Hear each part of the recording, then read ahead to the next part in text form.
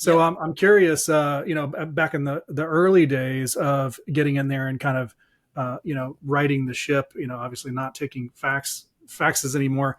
How did you go and find customers? So I pretty quickly realized that 80% of our bookings were coming from our top four channels. So when I took over the existing business, they were paying subscriptions to 30, 40 websites that you have probably never heard of and that Right. are no longer around. But their idea was the more eyes we can get on our properties by being on all those different channels, the more Hmm. bookings we're gonna get. Now it's a lot of work to have your properties on all those different websites because you Yeah. have to get into agreements with them and upload Hmm. photos. Back in the days, it wasn't that automated.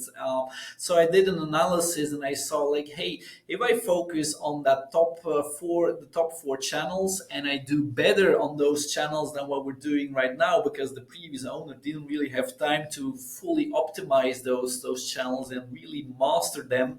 I'm probably going to be able to do a lot more business than being on 40 different websites that no one has heard of. So what I Hmm. did is I just canceled all my subscriptions on all those websites and kept focusing on the top four.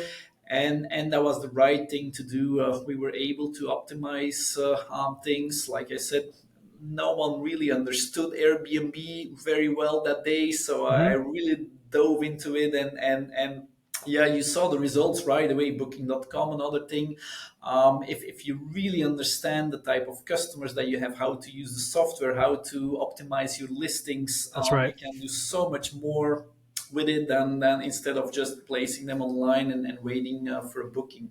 So that is definitely one of the big shifts that we've done that were very successful.